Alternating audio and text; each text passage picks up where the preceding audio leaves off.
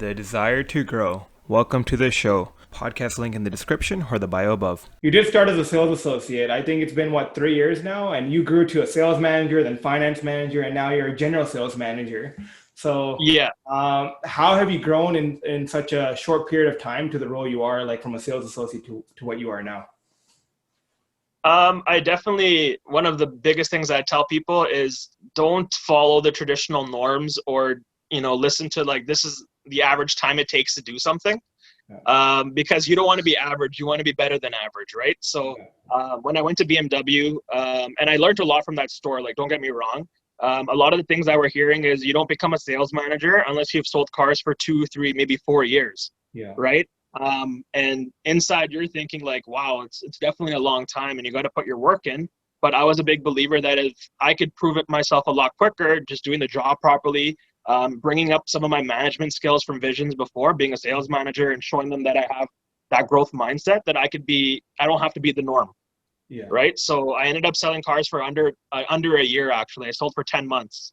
Oh, And then I saw an opportunity to apply at a different dealership for a sales manager. yeah. And I basically went over everything I've learned, and I ended up getting the sales manager job. It was at a Ford dealership. Nice. So I guess what I'm trying to say here is that I tell people like your greatest aspirations are your minimum standards.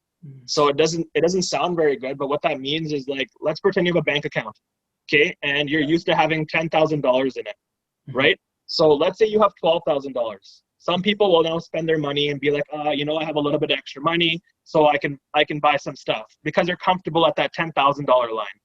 But let's say all of a sudden they have $8,000 in it. Now they're saving every penny. I need to make sure I can get back to that $10,000, right? Because that's that person's minimum standard, is that $10,000 of having that in their account. Yeah. Another example could be you have a house, okay, and you're used to it being a certain level of cleanliness. It's too clean, so you might throw a jacket on the couch, right? You might throw something in your room. But now it's too dirty, you start picking things up because your minimum standard is there, right? So Yeah. what I've been a big believer is you have to continuously raise your minimum standard. Your bar has to keep going up, because otherwise you become too comfortable with your minimum standard that your growth stops there. So you don't have a growth mindset anymore, right? Yeah. So that's kind of what I did, was that when I was in the dealership business, I had to keep upping my minimum standard.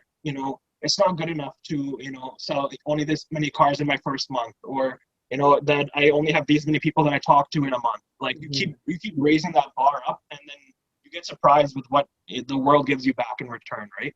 I so agree with that. And I feel like it's all about that raising that standard, because you see a job description and you fulfill that job description, but are you only going to be doing what that job description says, or are you going to take it to the next level? Are you going to raise the bar, like you said, right? I think that's so important. Even in the corporate world, like for me, the role of a business analyst usually requires like 5 years of experience. And all these people out of university, like, how am I going to get 5 years of experience if I'm outside of university?